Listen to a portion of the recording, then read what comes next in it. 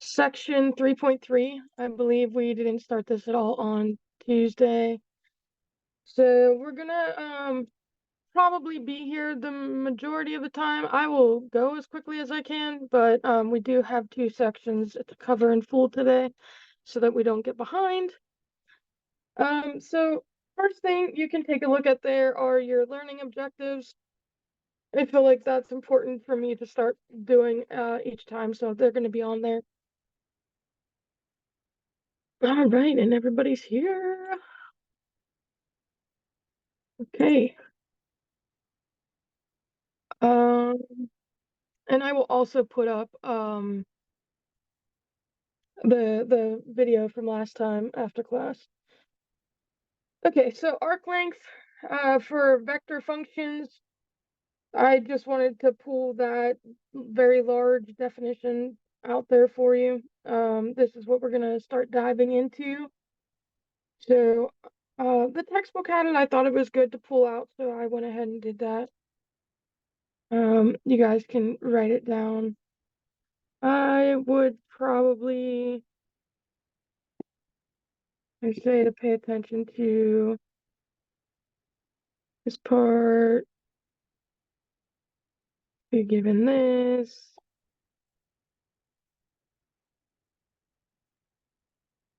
So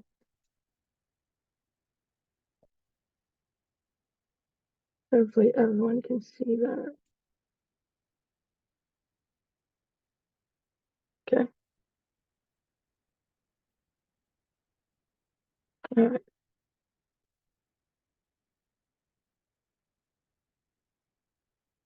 While folks are writing, I do want to throw out the reminder that when you take your exam 1, you are going to have your camera on. So you may want to try to get used to that before then.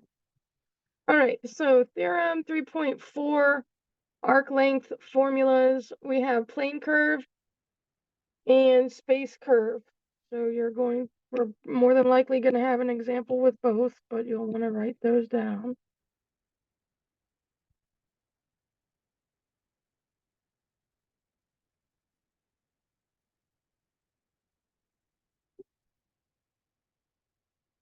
See, what's kind of nice for you guys is all this stuff is legible. When I was in school, they wrote it all on a chalkboard in their handwriting. It's much harder to read. So, all right, so for a plane, given a smooth curve, C defined by the function where T lies within the interval A to B, the arc length of C over the interval is the following. All right, and we have a similar definition or formula for the space curve. All right.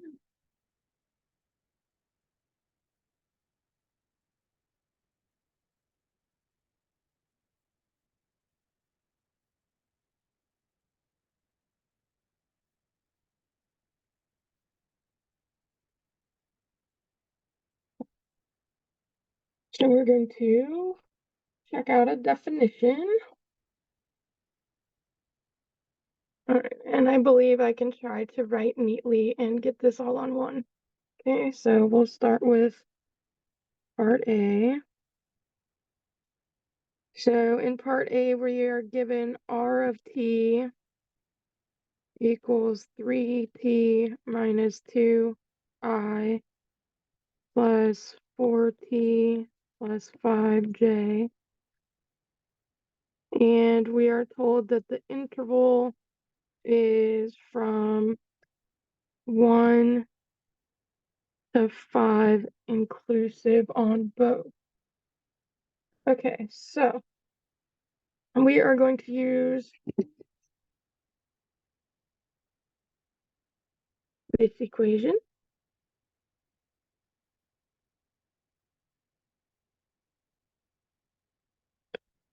So that tells us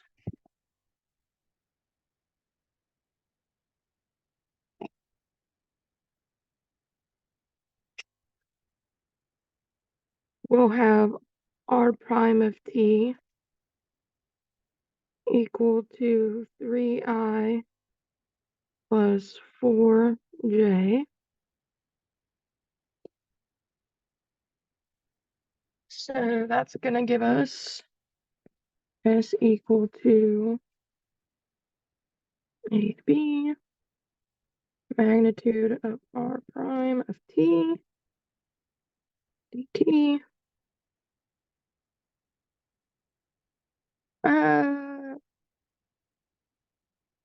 I'm going to fill them both in. If you wanted to leave that until another step, you could, but you don't have to. You can just fill it in.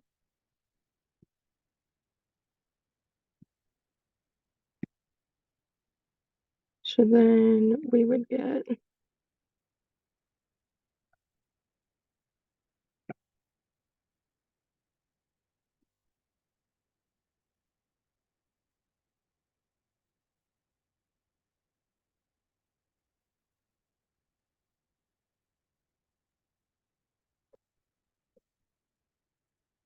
right.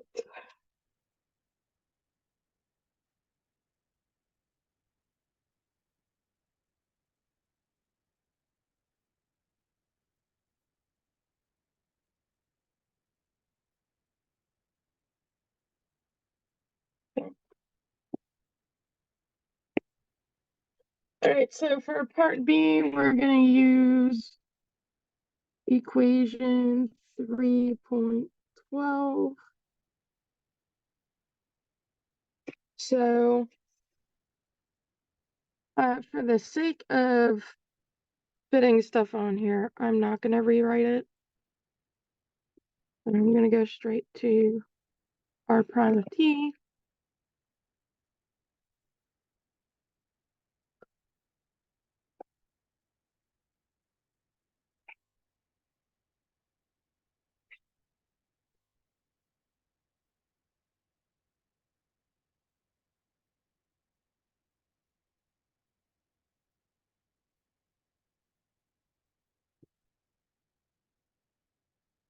All right. So hopefully that's squeezed in there good enough for you guys. So we will have s a to b, the integral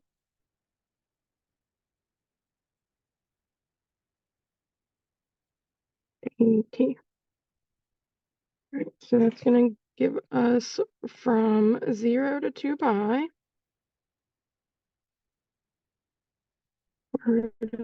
Cosine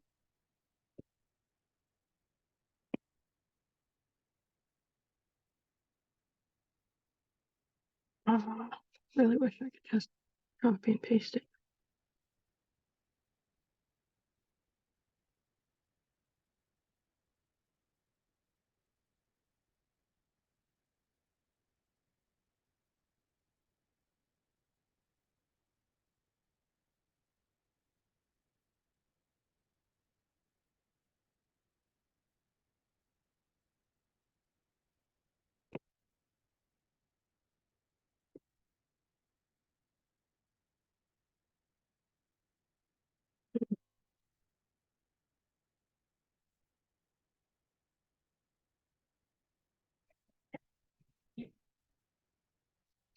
All right, and then we'll expand it.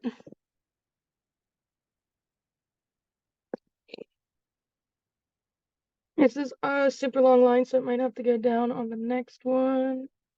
So bear with me. Cosine squared t minus 2t sine t cosine t plus t squared sine n plus sine squared t plus 2 sine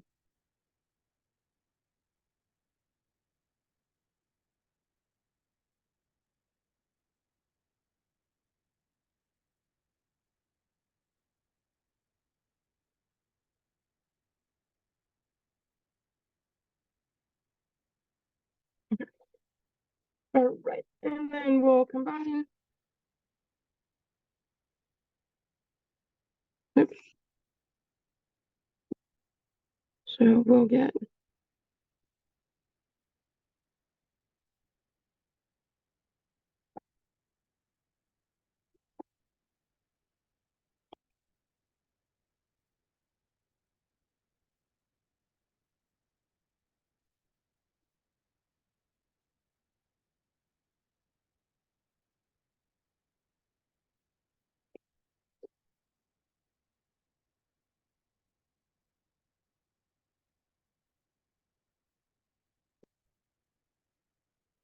mm,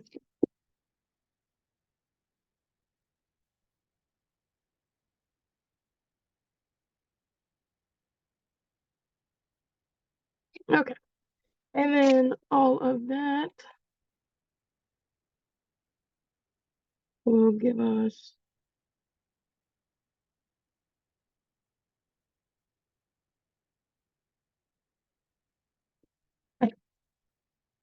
and I am going to need to add my last slide right in here.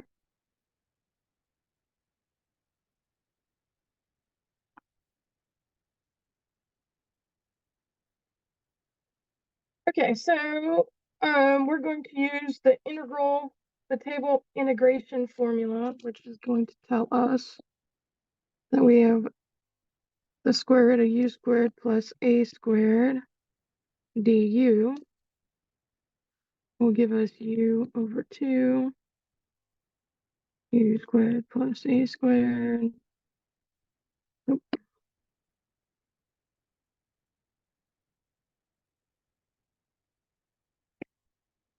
plus a squared over 2 ln absolute value u plus u squared plus a squared plus c. And if we bring over what we know,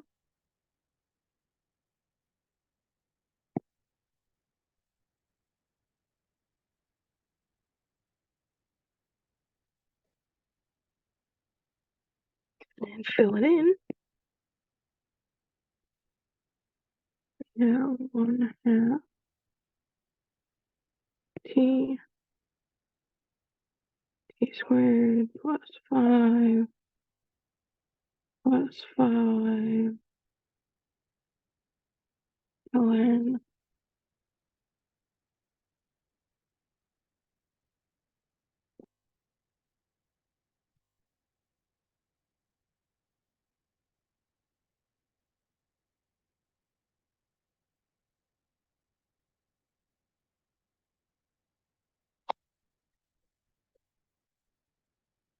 plus 1/2 2 pi square root of 4 pi squared plus 5 plus 5 ln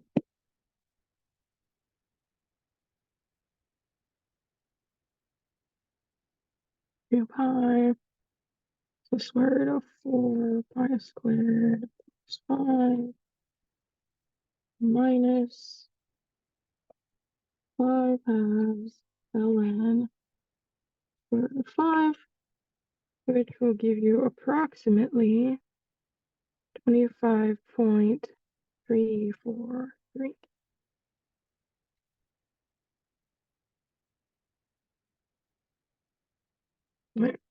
And here's hoping we don't need any additional slides because we will be out of them.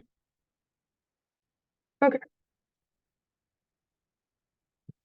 All right, so this will look a little bit better for you on the PDF without the slide counter, I guess we'll call it.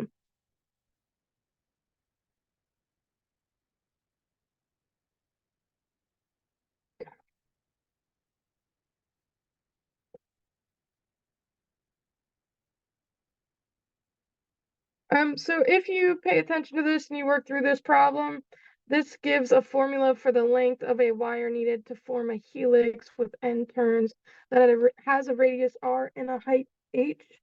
I think I just wanted to pull this problem out for you. I thought it was a cooler one. We don't have to go through it step by step. It's obviously clearly here for you, but you'll want to go through that on your own.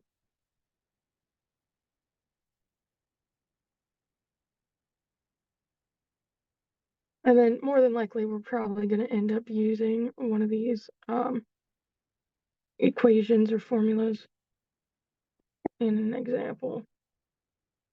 So I just wanted you guys to have them available. Oh, they're still, interesting. Oh yeah, because all the numbers will be different now. Okay, so here's your next theorem.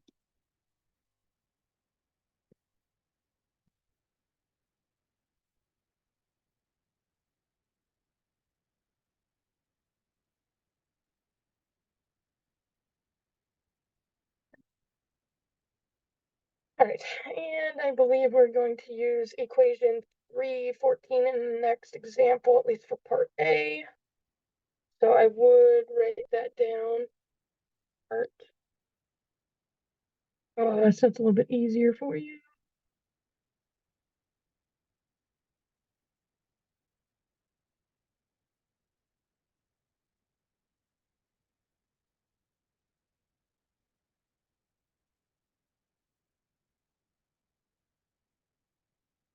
Okay, I'm going to rewrite it as well.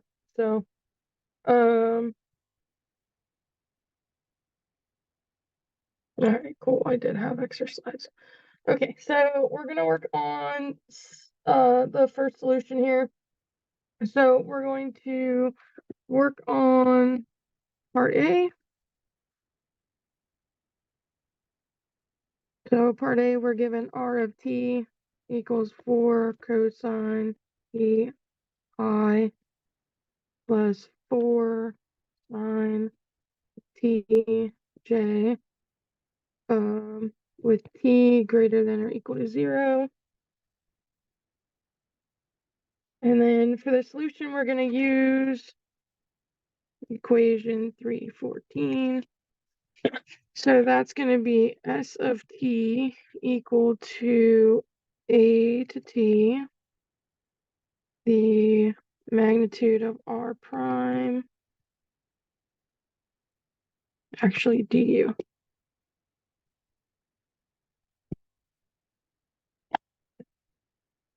All right, so we know that we have 0 to t.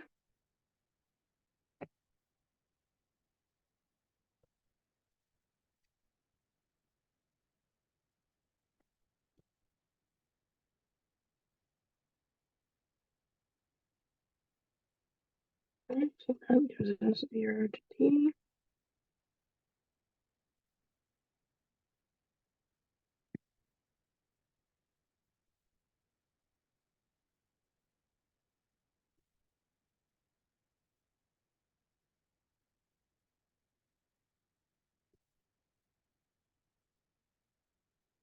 Okay, du. And if we work that out, that's going to give us 16 sine squared u plus 16 cosine squared u du, which we know that we can pull some stuff out and we would end up with 0 to t. This and this become 1. Square root of 16 is 4 du. So that just gives us 4t. All right. Which gives us the relationship between the arc length s and the perimeter t as s equal to 4t. Really what we're after there. So that would mean that T would be equal to 4 divided by S, or S over 4.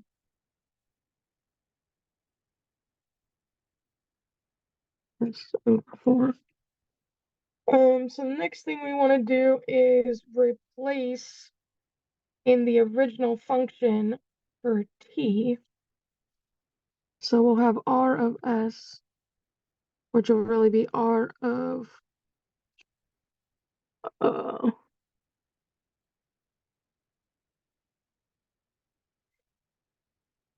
T. So we'll have 4 cosine. I think they wrote that wrong. They did. This is going to be R of T, which is S over 4.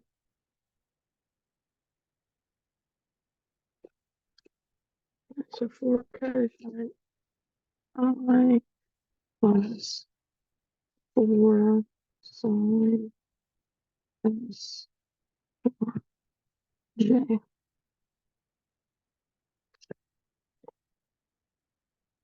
All right, this arc length parameterization of RT, since the original restriction of T was given by TS to be greater than or equal to 0, the restriction on S becomes S over 4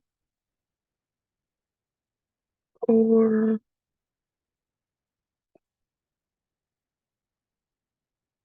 so make sure you have your restriction written down. Okay. So that's your overall answer right here, the whole piece.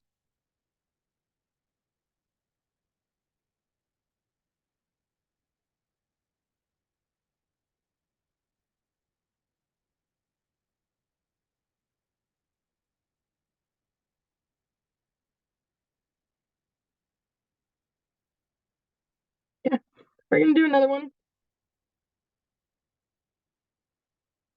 Okay. This is for part B. And again, we're going to use equation 314. S of T equal to A to T, magnitude of R prime, well, RU, du. So 3 to T, magnitude of 1, 2, 2. You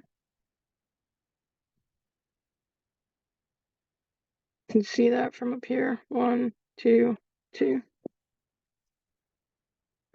Du and 15 square root 1 squared, 2 squared, 2 squared, du, 3 t. It's going to be 3 du, which is equal to 3t minus 9.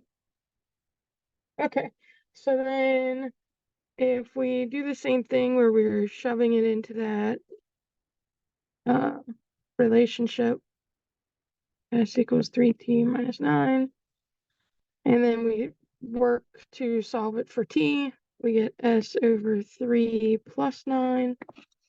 And then now we can do R of T, which is going to be T plus 3 to T minus 4 to T. And then what we're going to do is R of S. So S 3 plus 9 plus 3.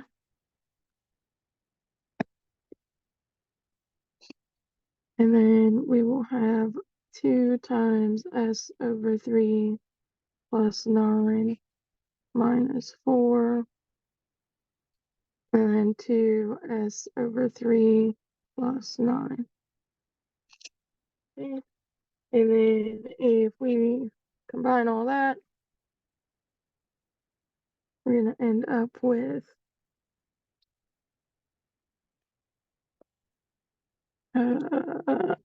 s over 3. Sign it or something.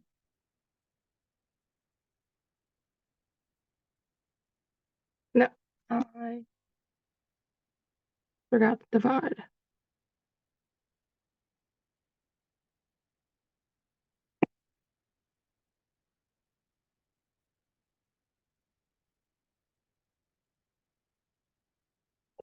Working too fast.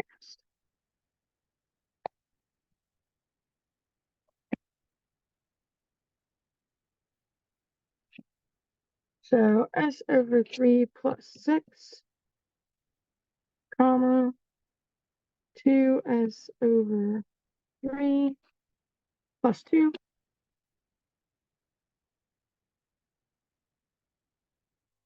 comma, 2s over 3 plus 6.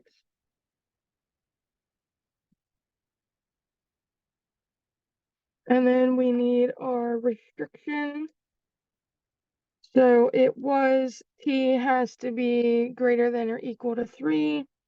So we're going to shove in our s over 3 plus 3 has to be greater than or equal to 3, or s has to be greater than or equal to 0.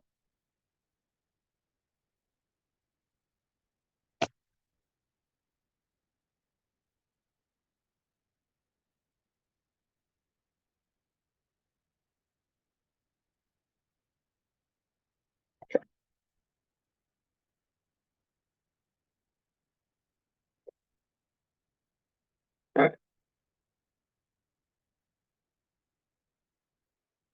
Okay, the next thing we're going to move into is curvature. I really thought this was a cool little snippet, so I stole it for you. You're welcome.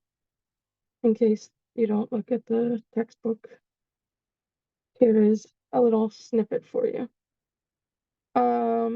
Also, if I tried to draw that, you would get something way worse than a sleeping Pac-Man. Okay, so here's our directions or definitions.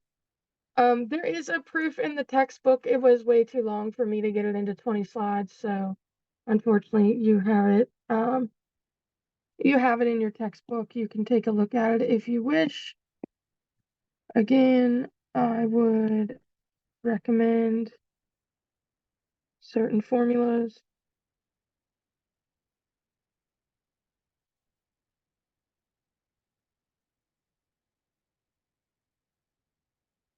And we're going to use this in the next example, specifically 315. It's going to be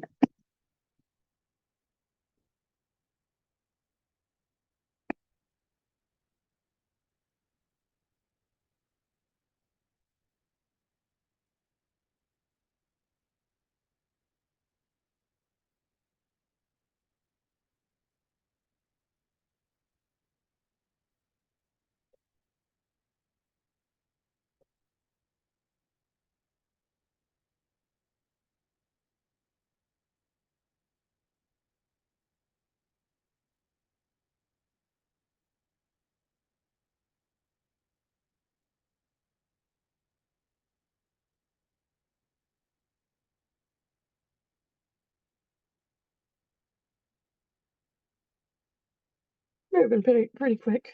I might get done maybe a little early. Not super early. Okay, so we're gonna work on finding the curvature. So for the first part, that's the first part we're gonna look at is part A. We're gonna use equation 315. So that's where we have t of t is equal to r prime of t over the magnitude of r prime of t. Okay. So we are given 4 cosine ti plus 4 sine tj plus 3t k, and t is equal to 4 pi over 3. So the first thing we're going to do is we're going to do each of the pieces. I'm not going to write them individually. If you need to do that, that's fine. You can solve for your numerator first and then your denominator second and then bring it together. However you need to do it is fine with me for the sake of the slide space and that we don't have any more slides available. We're going to try and do it succinctly.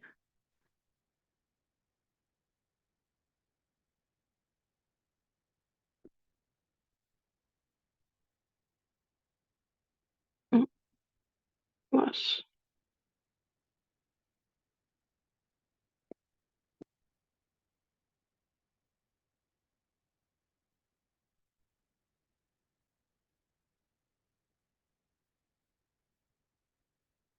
So that gives us, I'm going to try to squeeze it in up here.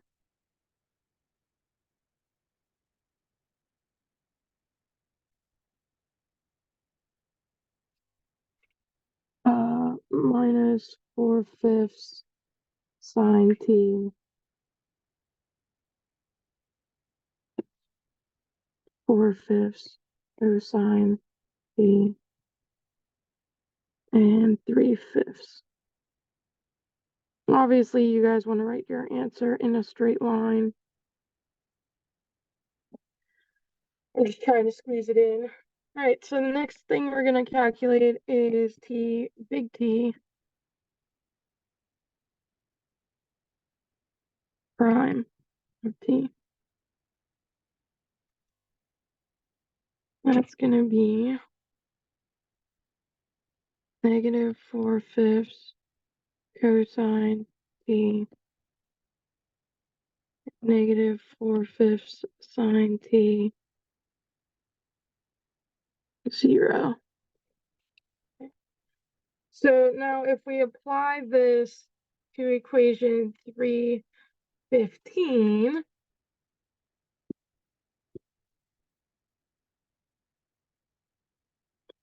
this is very much going to just look like a K. It's your curve. I can't draw that any kinds of better. So you have your magnitude.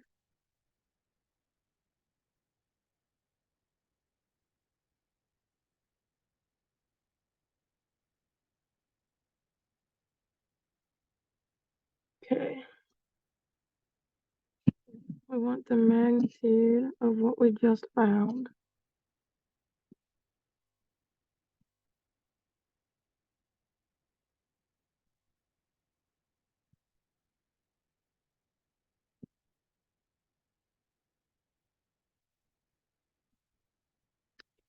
And then essentially we're rewriting the top piece down here, but we'll rewrite it anyway.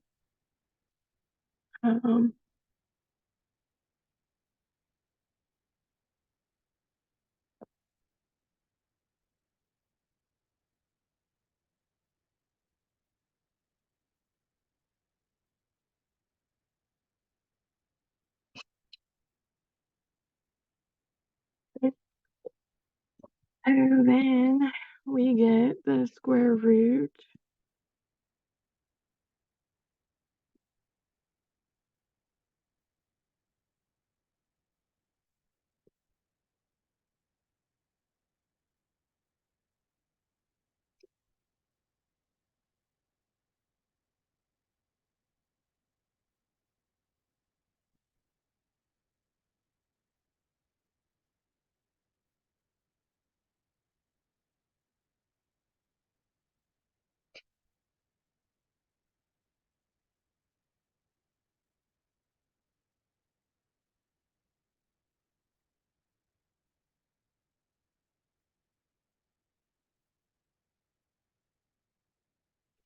So if you work all that out, you're going to get 4/5 on top and 5 on the bottom, which will give you 4/25.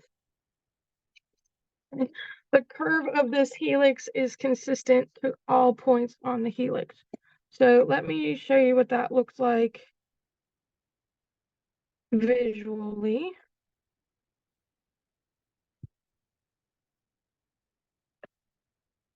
So obviously, I don't expect you guys to draw that.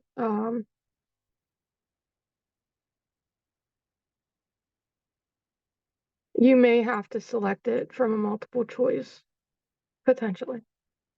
I am leaning more towards your test being on Achieve, and you won't be able to access it unless you're in class. And then you'll have to send me your handwritten work. Anybody need a few more minutes with this one?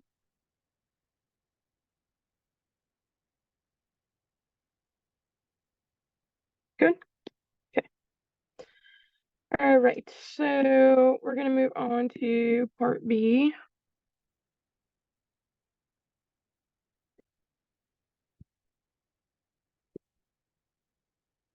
Okay. So for part B, we're going to use equation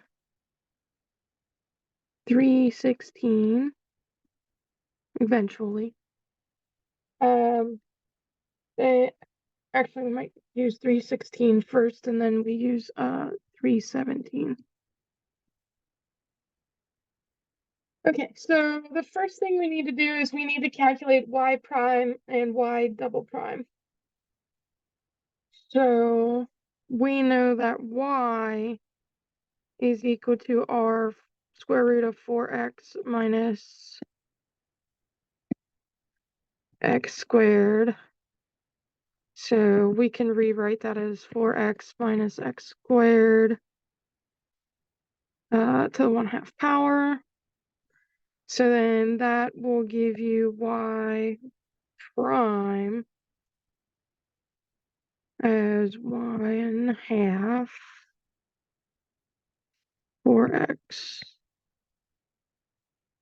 minus x squared minus negative 1/2 power times 4 minus 2x. And everybody likes positive x values all the time, so they do rewrite it. So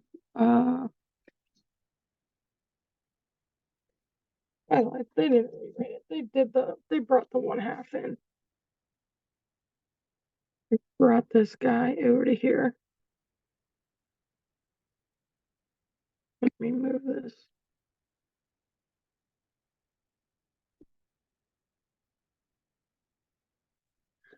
So then that's just 4x minus x squared to the negative 1/2. Okay, so that's y prime. And now we need to figure out y double prime. I hope I not have enough room for all this. So that's going to be a minus 4x squared to the negative 1/2 plus 2 minus x times negative 1/2 times 4x minus x squared to negative 3/2 times 4x minus x squared. Nope, 2x, sorry.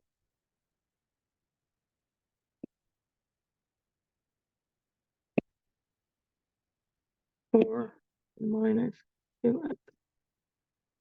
Okay. Now we have to bring all that together. We'll have minus 4x minus x squared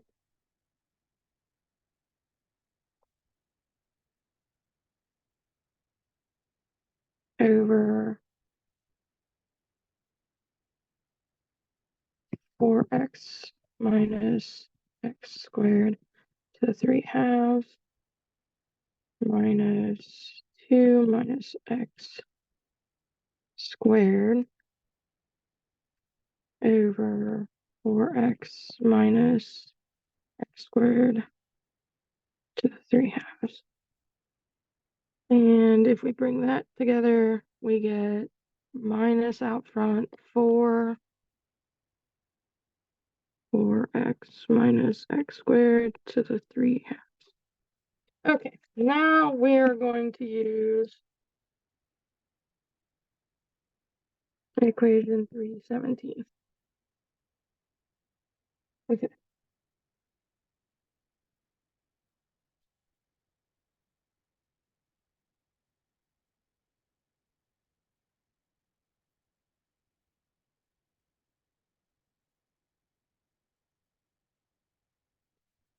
Okay, so we'll have y double prime over 1 plus y prime squared to the 3 halves. All right, and then we have to plug this in, and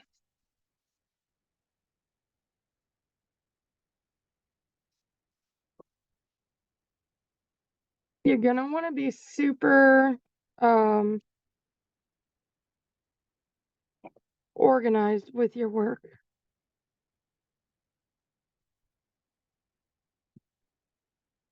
There's a lot of moving pieces on some of this stuff.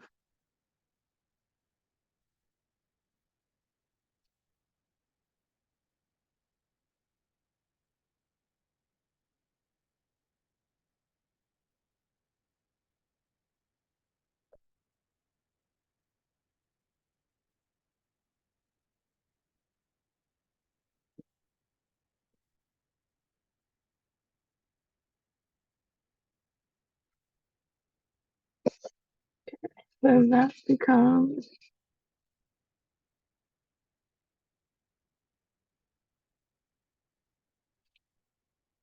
I don't know why they leave the absolute value on this, but they do. So we'll just leave it.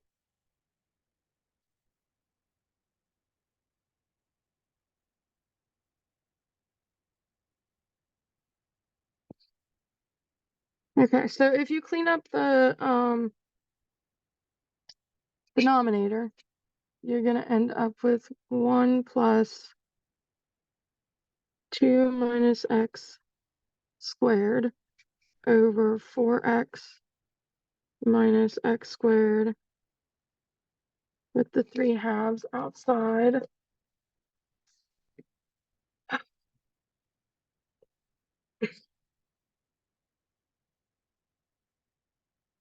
don't know if I'm gonna have enough room for this. Where to put my work?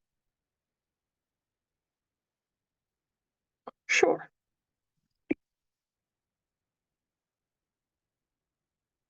Ignore that definition for a minute. We're going to be using that page. So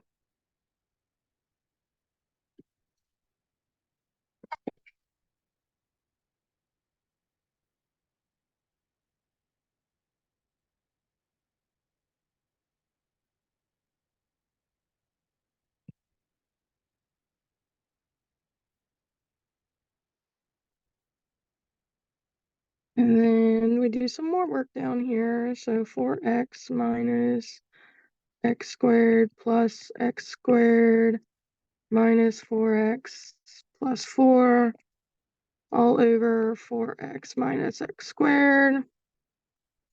That is still raised to the 3 halves.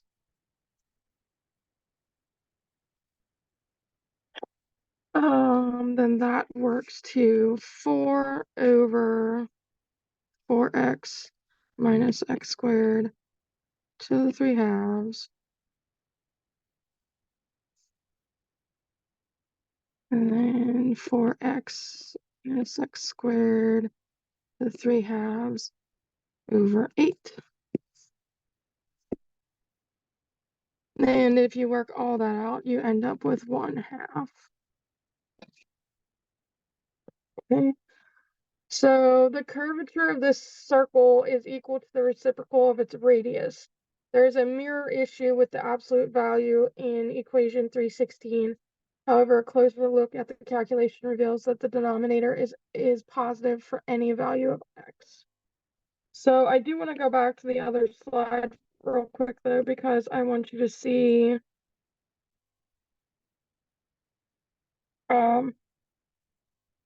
what this looks like.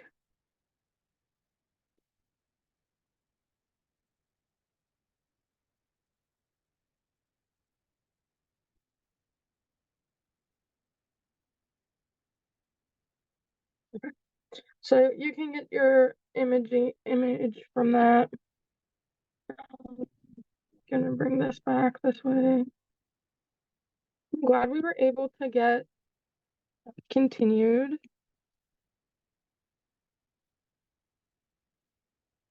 without sacrificing too much room.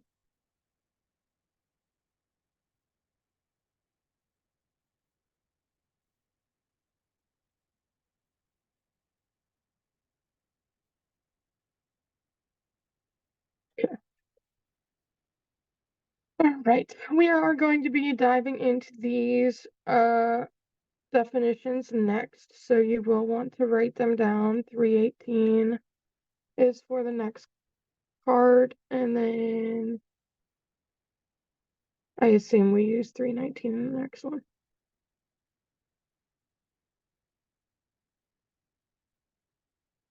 Okay. All right, thankfully we are only squeezing in solution A here. So we're looking at finding the principal unit normal vector and binomial vector. For each of the following vector valued functions, find the principal unit find the principal unit normal vector, then if possible, find the binomial vector. Okay, so the first thing we're gonna look at is the big T of T, and I'm gonna try to just squeeze stuff in here probably everywhere. So R prime over the magnitude. I have no idea how many notebooks you guys are gonna end up needing for this, for all these problems.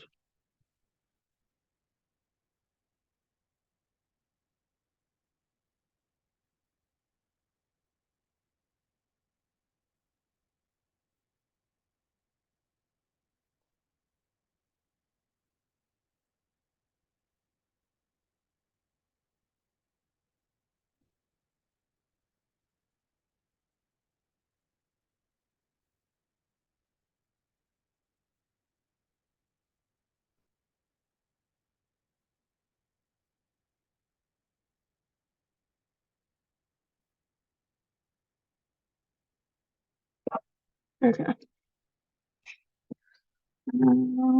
Bring it up here.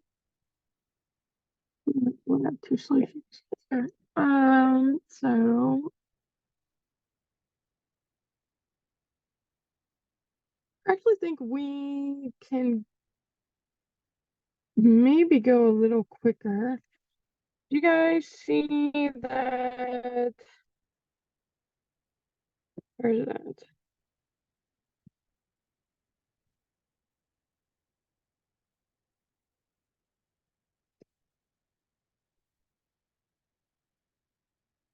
As soon as I see it, I'll recognize it.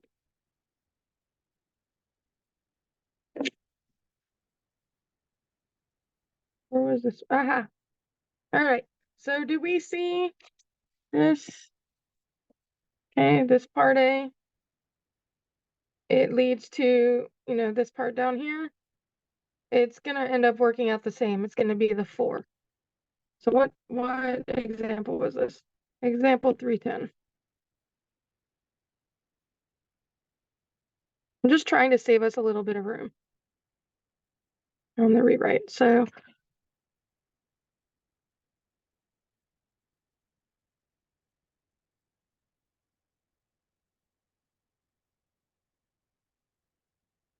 Okay, for the denominator. So,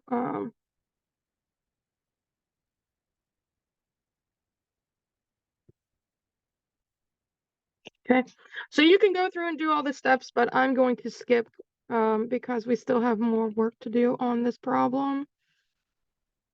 And you can see that it's the same.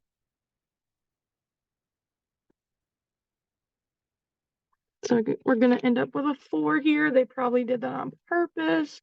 So then you divide all the 4s out and you end up with negative sine t. Yeah. Always write my I's like J's. Minus cosine t j. Okay, now that we have that, so glad I did that because it is going to be less work. Use equation 318. We went Christmas colored on it, so we're going to end up with n of t is equal to t prime of t over the magnitude.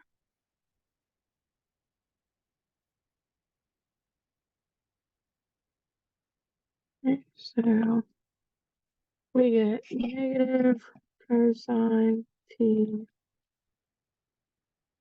I plus sine t j over the square root of negative cosine t squared plus sine t squared. Right.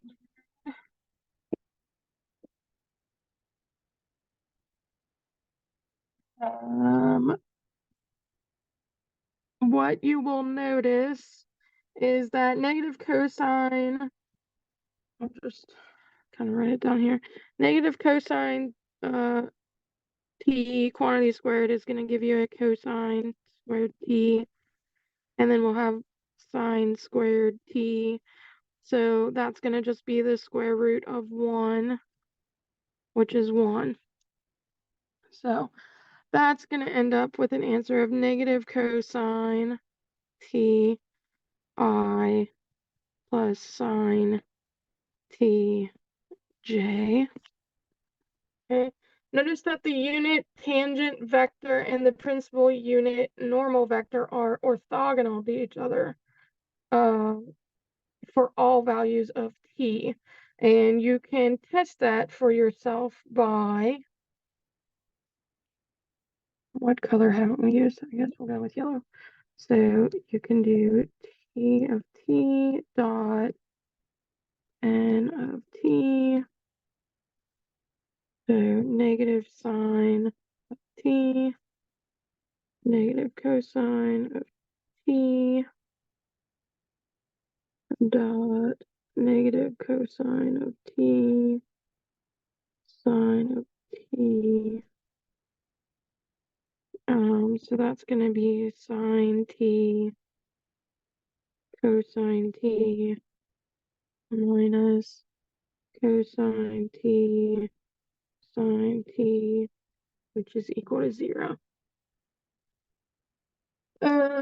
So the principal unit normal vector points towards the center of the circle from every point of the circle. Since r of t defines a curve in 2 dimensions, we cannot calculate the binormal vector. So you'll want to write that.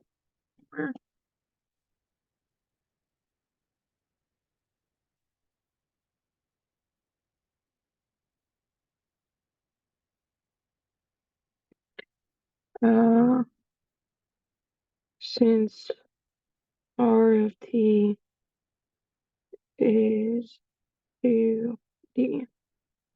Okay. So let me show you visually what this stuff is doing.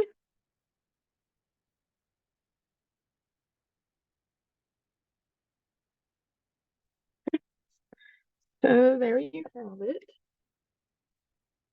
We all see why I chose certain shortcuts there. A lot of work. Didn't want us to waste the time. Right. Trying to move a little quicker on stuff. Okay, so solution B, to find the principal normal vector, we would first have to find the unit tangent vector.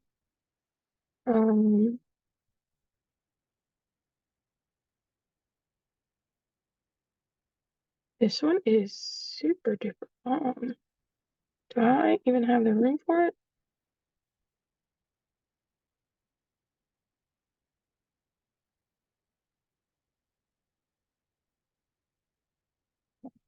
Oops.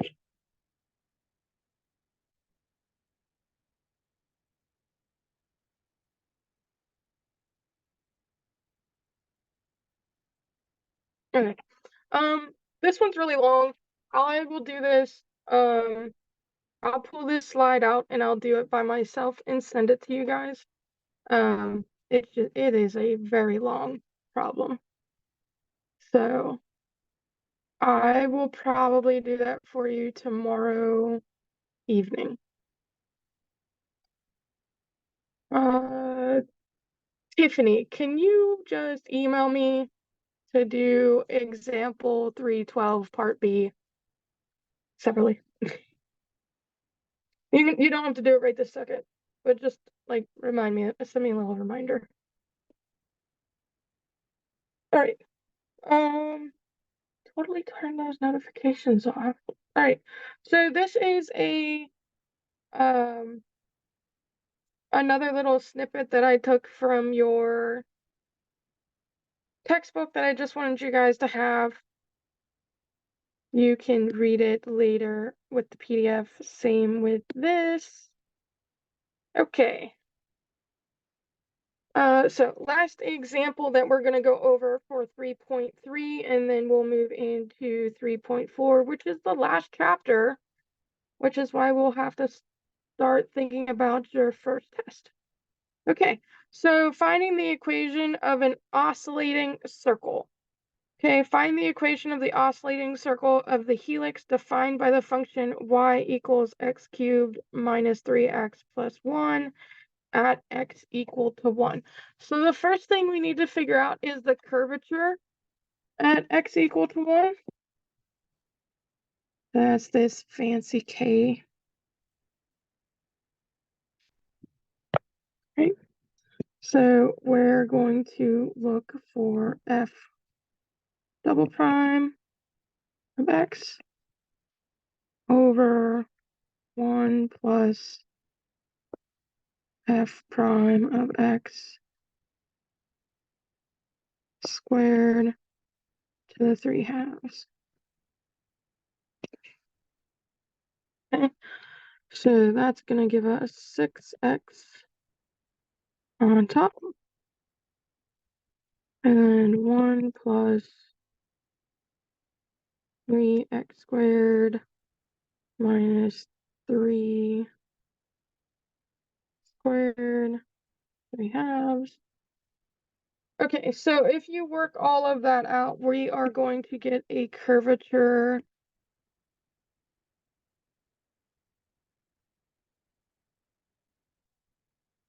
equal to 6. So the radius of the oscillating circle is given by r equal to 1 over the curvature. So that's 1 over 6.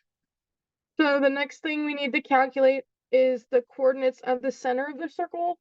So when x is equal to 1, the slope of the tangent line is 0. So when x equals 1, the slope of the tangent line is equal to 0. Therefore, the center of the oscillating circle is directly above the point on the graph with the coordinates 1, -1. So then the center is going to be at 1, -5, 6. The formula for a circle with a radius r and center hk then would be x minus 1 squared plus y plus 5, 6 squared equal to 1 over 36. Okay. So that is your rationale behind the equation. And there is your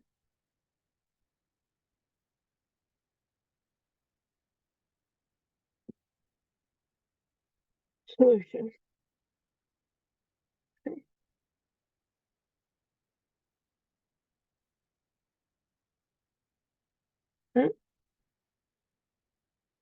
I wish I could tell you that 3.4 isn't as long, but unfortunately it is.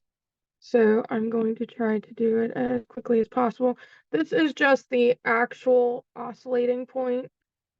So the important part and obviously the key difference here is this part right here. You can see that's the difference. It's not in this one, and it is in this one. Okay.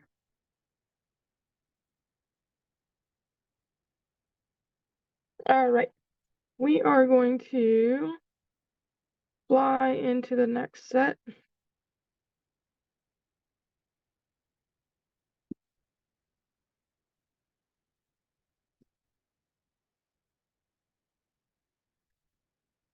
And 3.4. Okay. All right. So again, there's your learning objectives.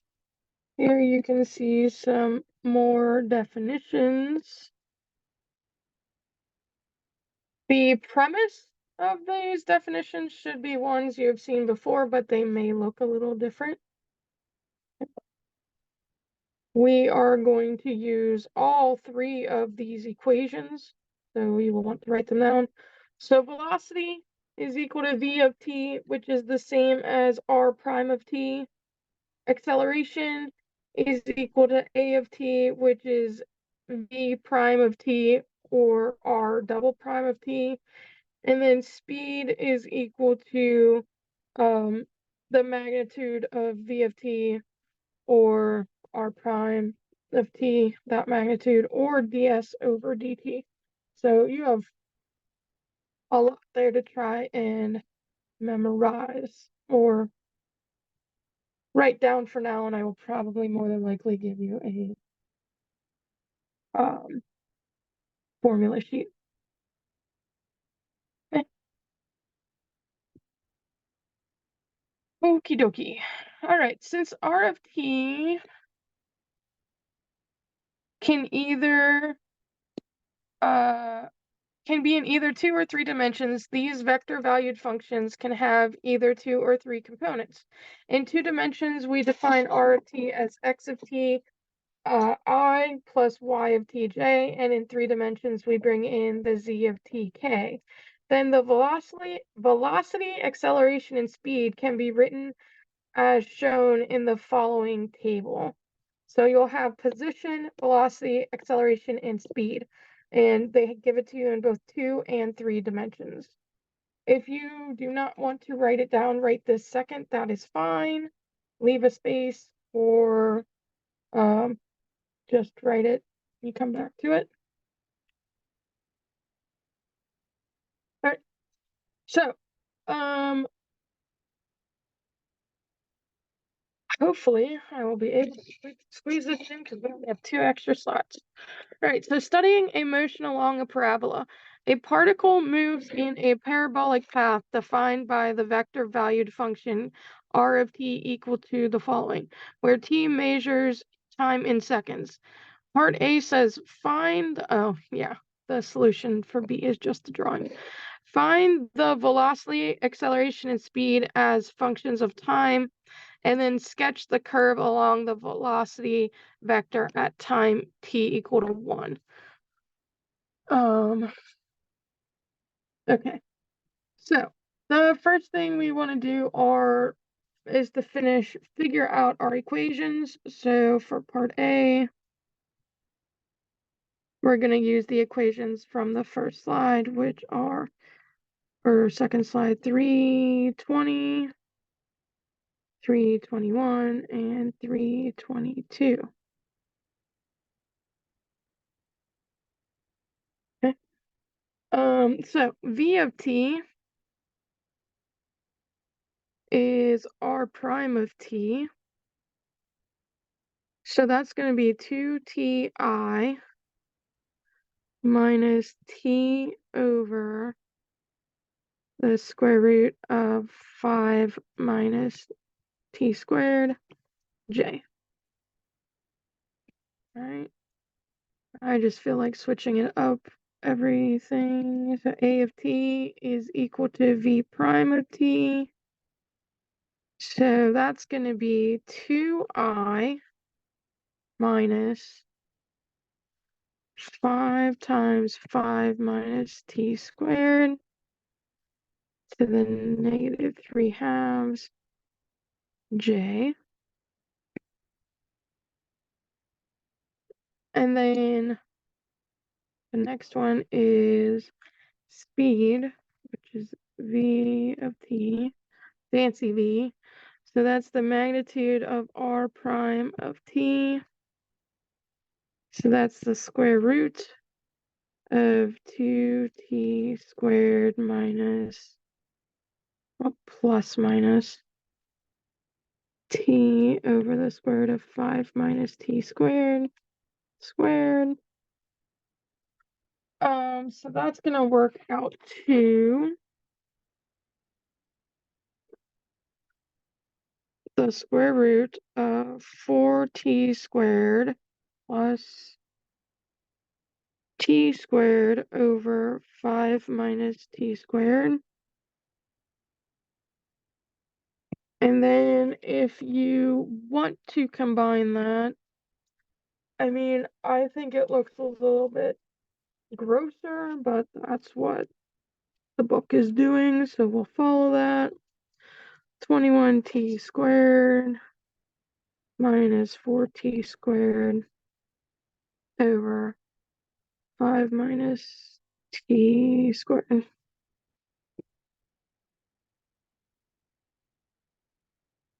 The understanding for why we do that is of course there, but I just think that looks gross. Okay. So for part B, the graph of r of t is a portion of a parabola in the one that I have hidden. The velocity vector at t equal to 0. So if we have v of 1, which is the same as r prime of 1,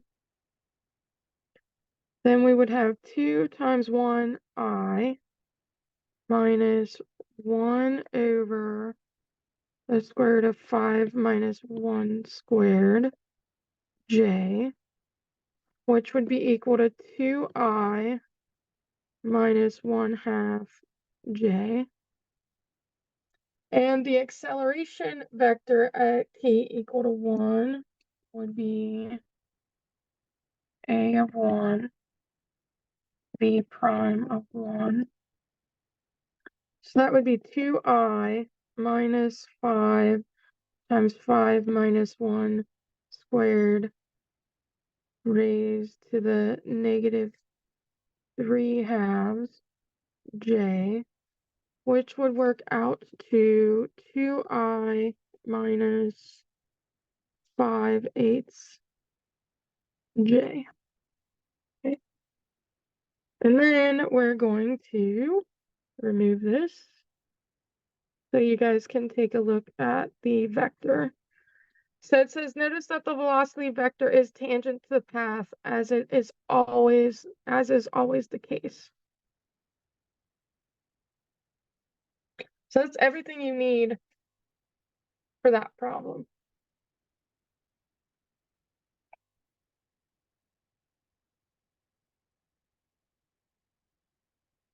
And I will say, I think we get to go a little bit quicker because I'm pretty sure that there are a lot of just kind of notey type things I wanted to pull out and highlight from the textbook in this section.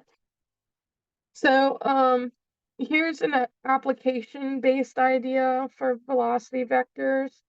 I just really liked it, so I pulled it out for you. It continues with this idea of trajectory. I would recommend going in when I put the PDF up, I would recommend, rereading it, pulling out whatever you want to pull out from it. So theorem 3.7, the plane of the acceleration vector. The acceleration vector A of t of an object moving along a curve traced out by a twice differentiable function r of t lies in the plane formed by the unit tangent vector t of t, the principal unit normal vector n of t to c. So then you have this nice little disgusting looking formula that I'm sure we'll have to do something with.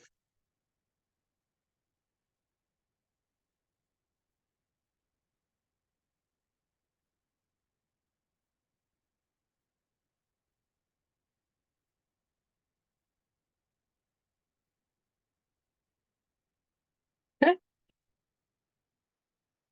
All right.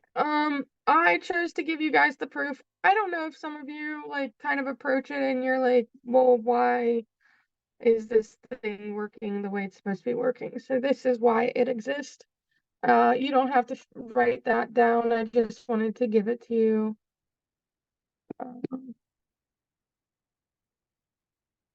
I guess inquiring minds and all that.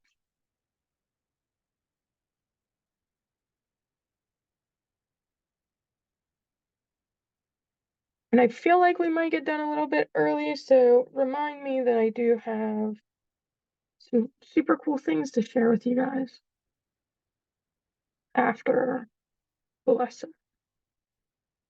Okay. So we are going to use equation 3.23 and 3.24 in the next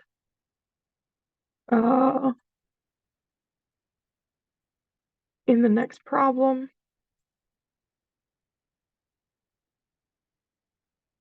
Okay.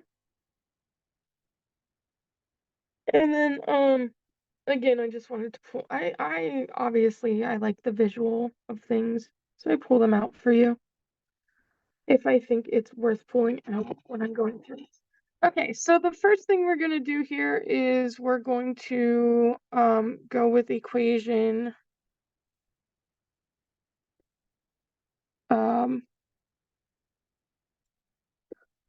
3.23. Before we do that, let's look at what we're working with. So we want to find components of acceleration.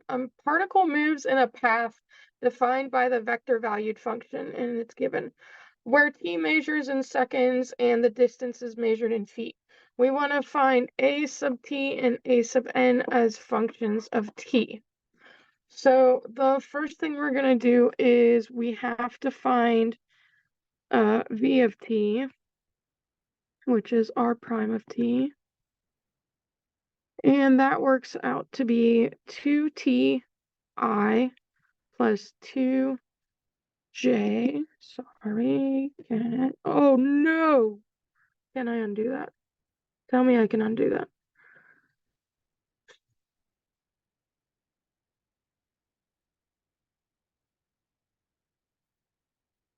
Lame.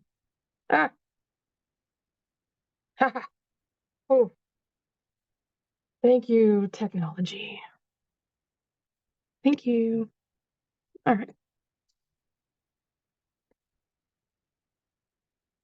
Thank goodness I don't put your stuff up on YouTube. They would have just, I would have snapped if I could not have undone that. Okay. A of t equal to b prime of t, and that's going to be 2i plus 6k. Right? Now, for the fun part.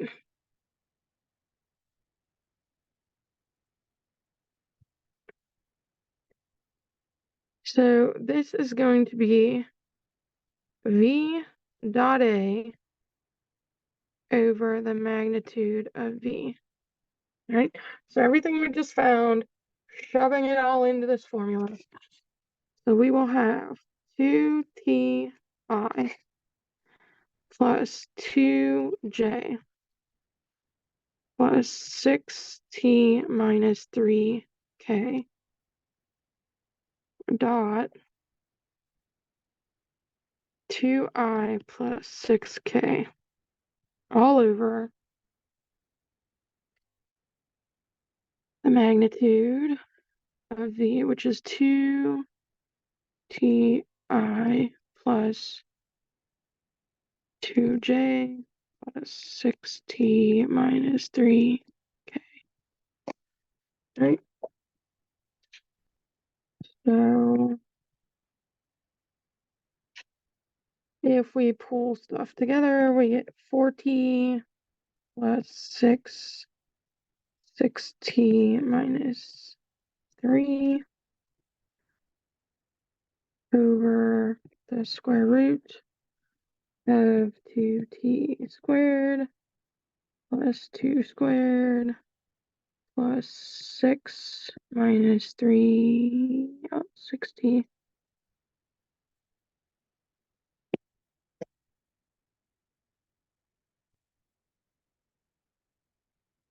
squared.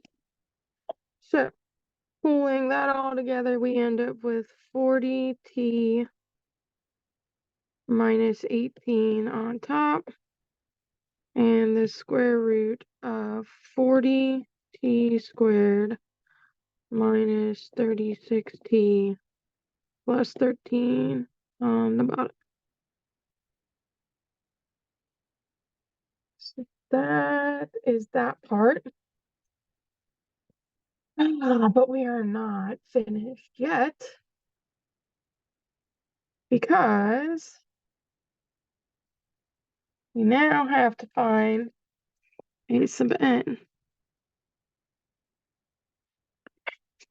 which is the square root of the magnitude of a squared minus a squared. So we're going to shove this in. Square root 2i plus 6k squared minus 40t minus 18 to the square root. Let me just find this somewhere. Yes. Down here. Oh, that's this whole part together.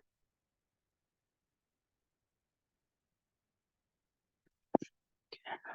40t squared minus 36t plus 13. Okay.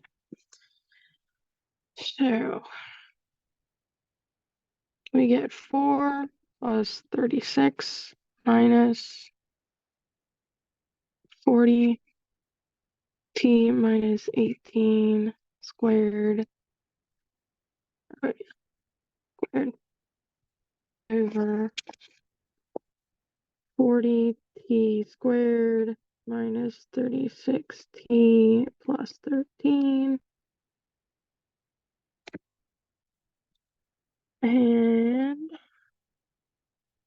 now they want us to combine everything. It's going to look real gross for a minute. So 40 40t squared minus 36t plus 13 minus 16,000. Nope. 100 t squared minus 1440 t plus 324 all over 40t squared minus 36t plus 13. And if we combine that, we get 196 over 40t squared minus 36t plus 13, which will be 14 over the square root of 40t squared minus 36t plus 13.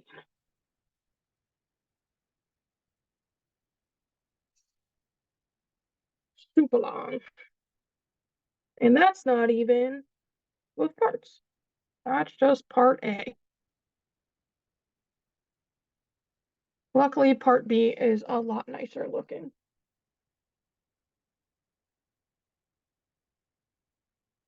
Because for part B, we just have to plug in T of 2 for those two items. So that's why it's nicer. Oh no. Did I not get my space room? That's fine.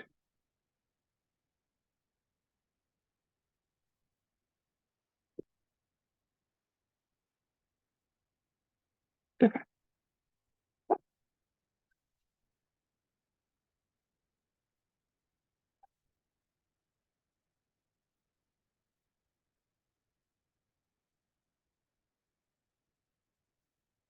All right, so what we're gonna do is now that we have these from part A, for part B, we're going to, this was A of T, or AT, and this is A sub N. We're now going to find both of them at T equal to 0. So A T, not 0, 2, sorry. So 40 times 2 minus 18 over the square root of 40 times 2 squared minus 36 times 2 plus 13. That works out to 80 minus 18 and 160 minus 72 plus 13. So you end up with 62 over 1, the square root of 101. So that's that one. And then for yellow, for A sub N of 2, we have 14 over the square root of 40 squared minus 36 times 2 plus 13. So that is going to be 14 over your 101.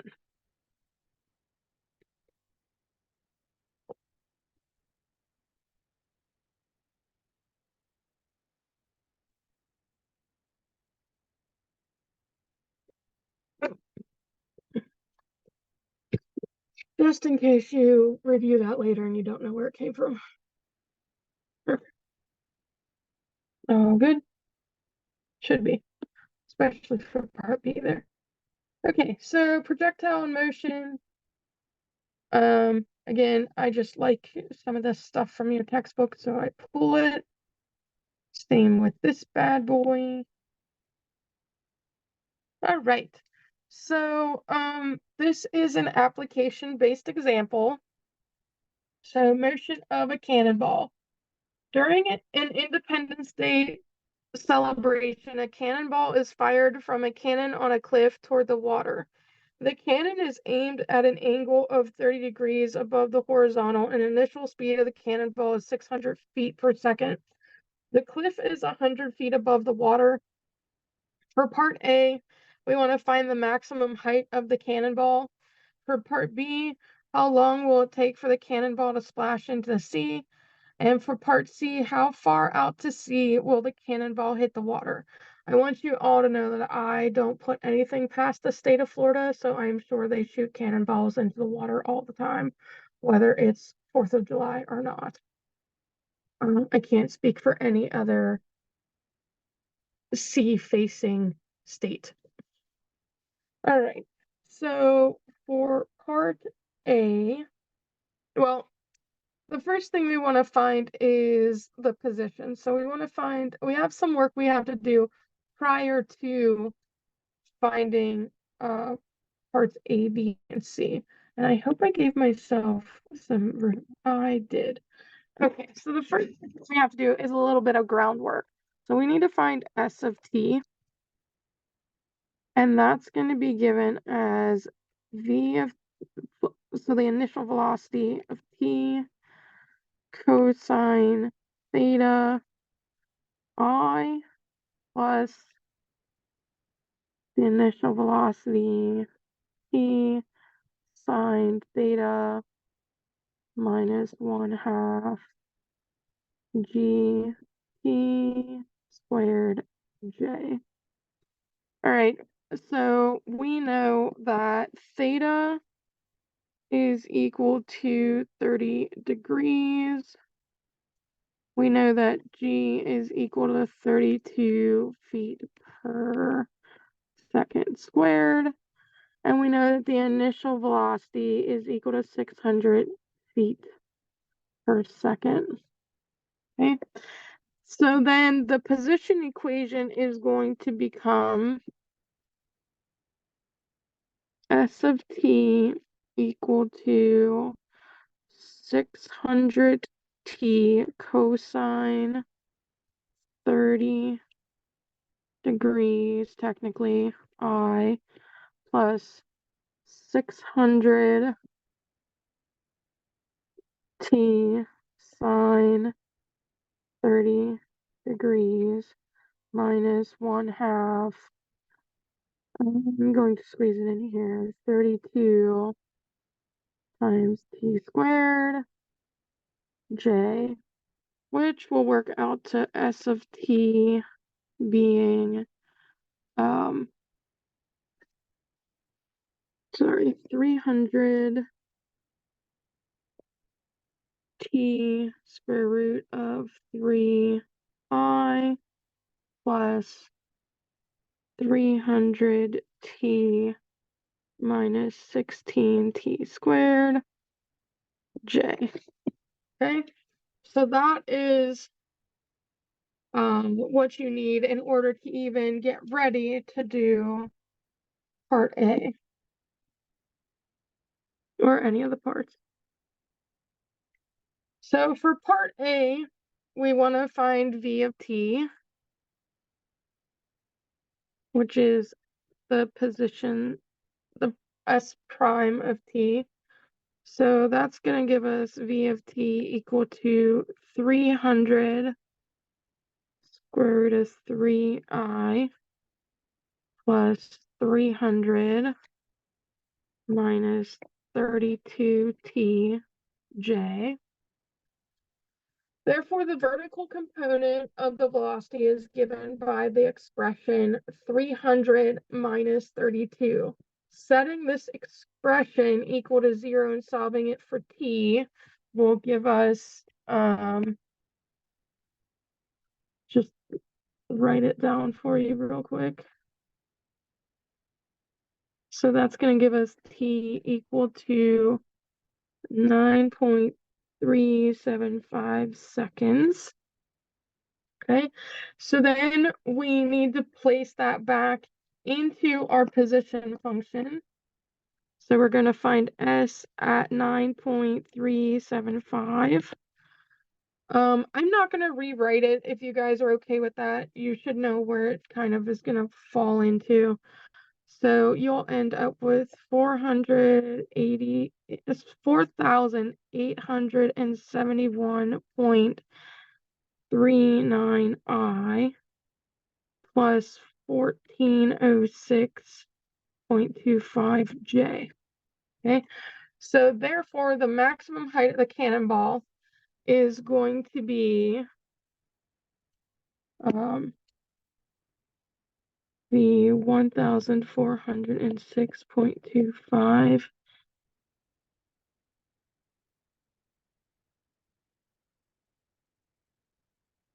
feet above the cannon.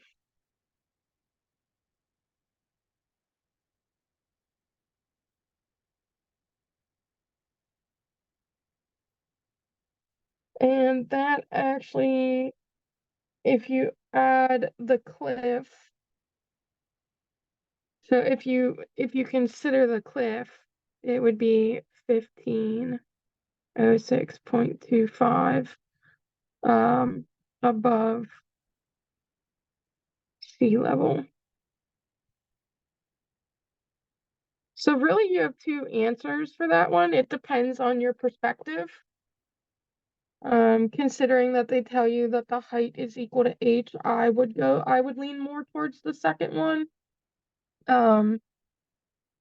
It's nice that they're not going to take points off for the first one, so that's kind of nice to me, my opinion. All right, so for part B, it says how long will it take for the cannonball to splash into the sea?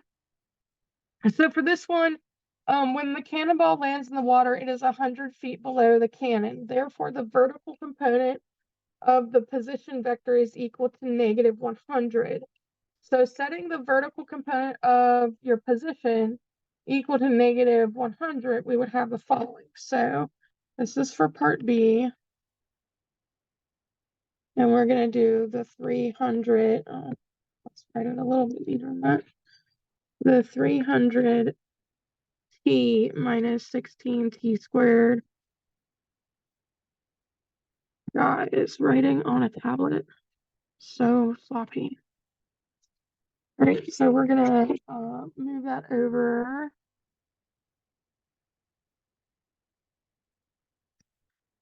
And when we move it over, we're going to also change the signs. So we will have 16t squared minus 300t minus 100 equal to 0. We divide, we end up with 4t squared minus 75. T minus 25 equal to 0. So then t is going to be 75 plus or minus the square root of negative 75 squared minus 4 times 4 times minus 25 all over 2 times 4. So 75 plus or minus the square root of 6,025 over 8. So you're gonna have 75 plus or minus 5 square root of 241 over 8. So the positive value of t that solves this equation is approximately 19.08 seconds. Therefore, the cannonball hits the water approximately 19.08 seconds. You guys can write the the sentence answer.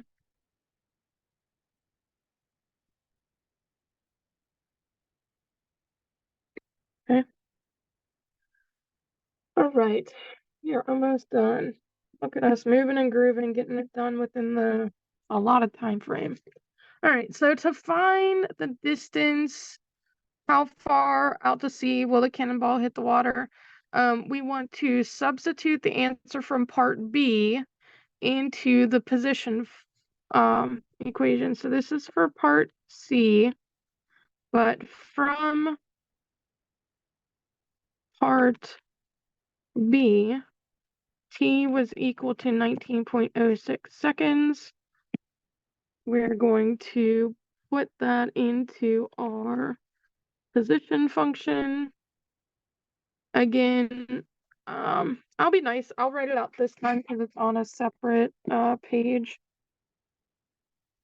So S of 19.06 is going to be 300 times 19.06 square root of 3i.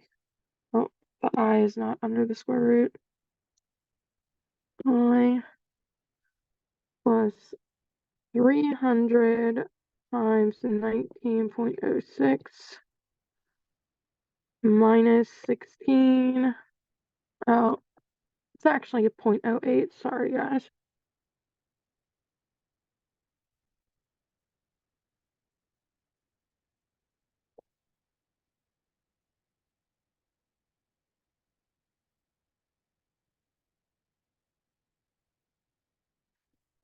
And then 19.08 squared J.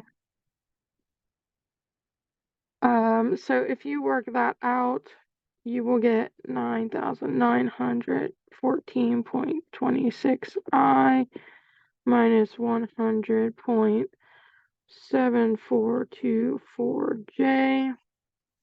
Therefore, the ball hits the water about 9,914.26 away from the base of the cliff. Notice that the vertical component of the position vector is very close to negative 100, which tells us that the ball just hit the water.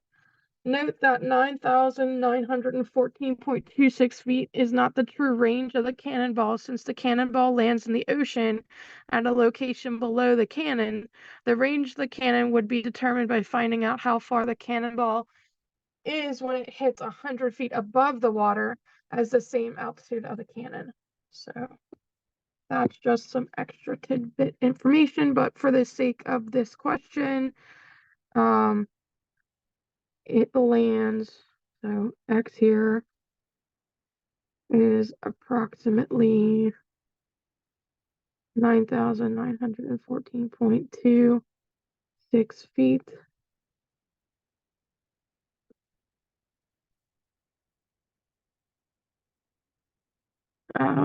The base.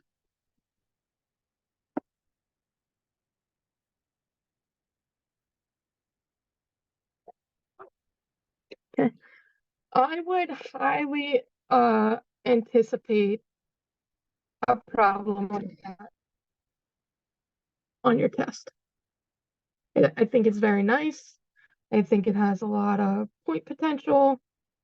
So I would more than likely assume that you'll get something like that on your test. It's a good assumption to make. Okay. All right. So this is dealing with Kepler's law.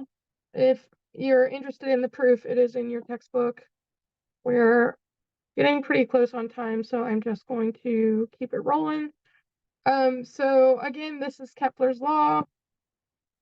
The first part kind of talked to you about it. This is the actual law, and we are going to use it next.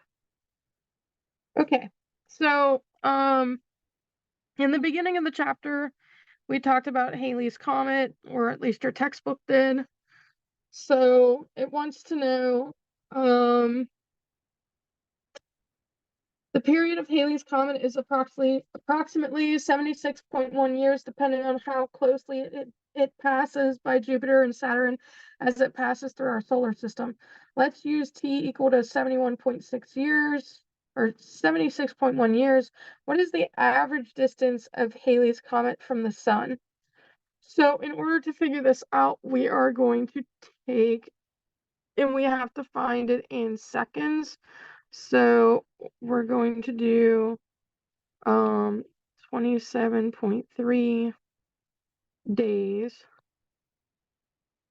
times 24 hours in 1 day. Oh, wait a minute. I think I'm missing a question. Yep, I am. I lied. This is our problem. We have one more after this. Okay. So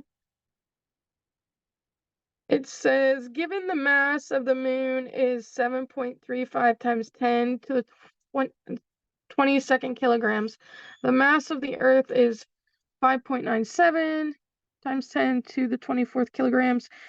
And then we have gravity. I'm not reading all of this out to you. You can read yourselves. So we're going to start with our 27.3 days. So 27.3 days. We're going to do unit conversion and figure out our seconds.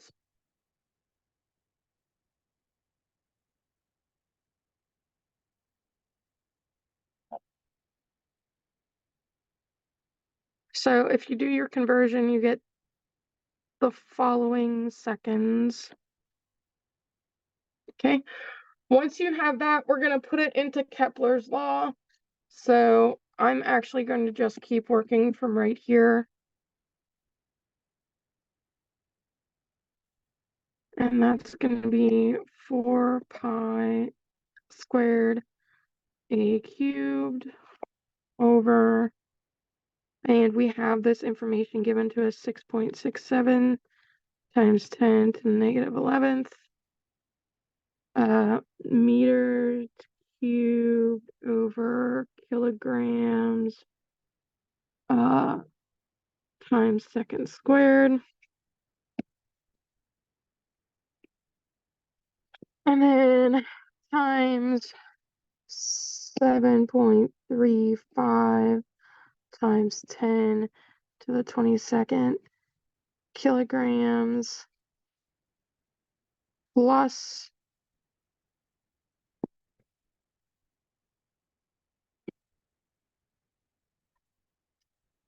plus 5.97 times 10 to the 24th kilograms.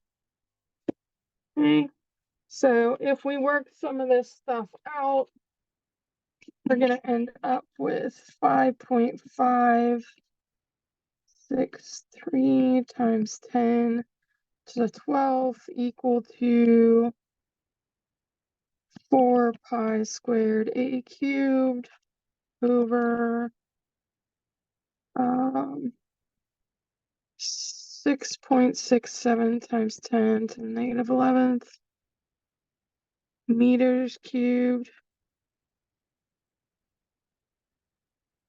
times 6.04 times 10 to the 24th. And then if we bring that over, we will get 5.56 times 10 to the 12th times 6.67 times 10 to the negative 11 meters cubed times 6.04 times 10 to the 24th equal to 4 pi a cubed. And then if you move things around, we're going to end up getting, we're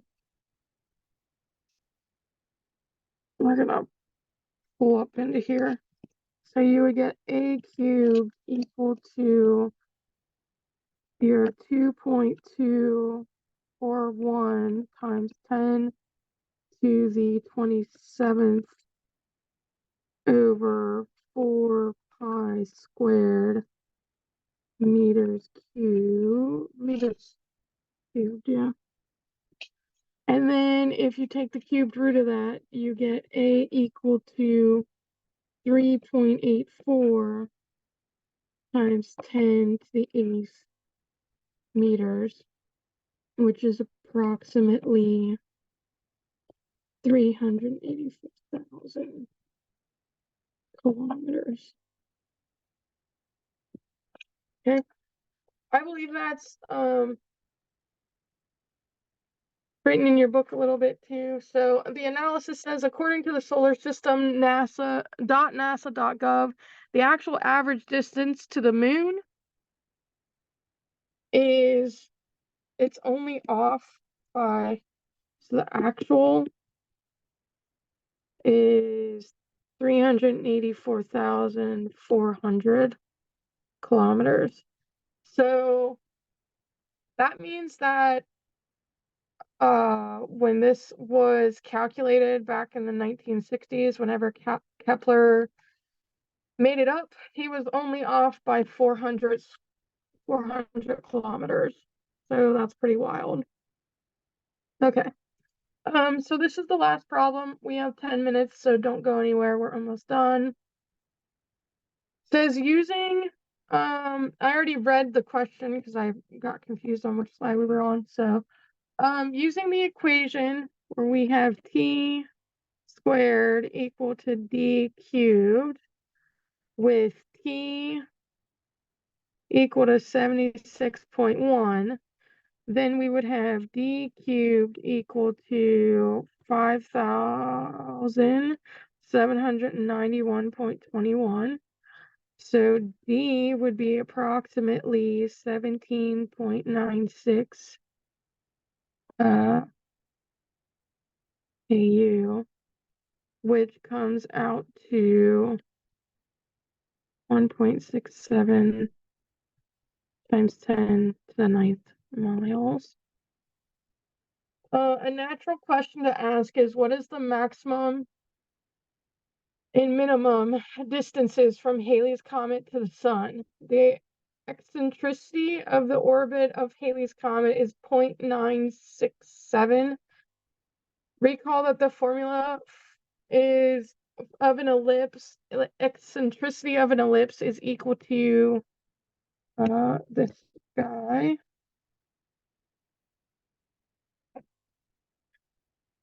Where A is the length of the semi-major axis and C is the distance from the center to either focus.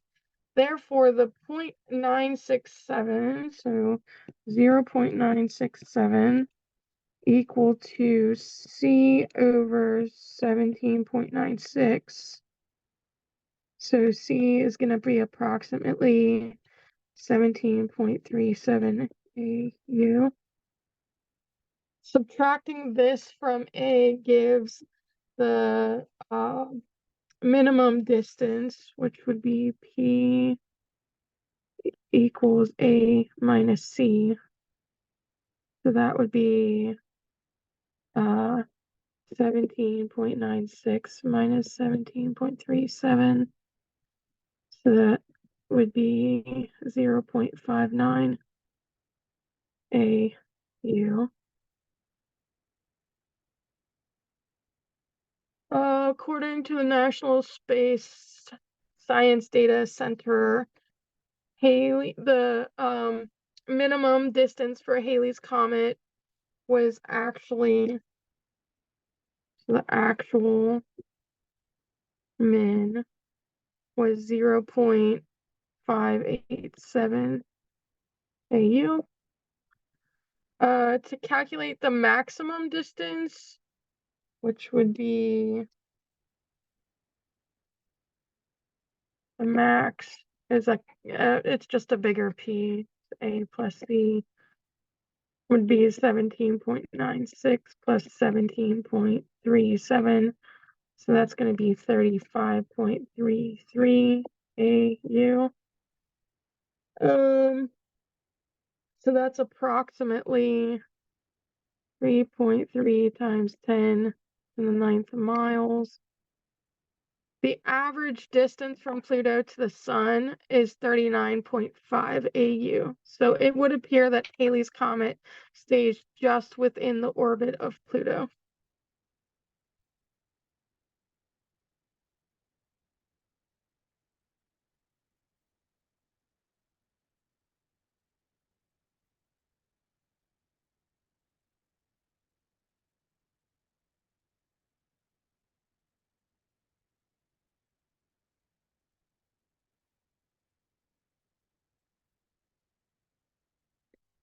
So that was at 39.5 AU.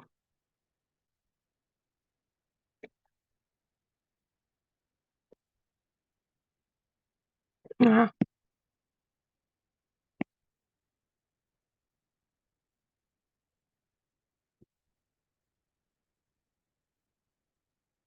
Okay. All right.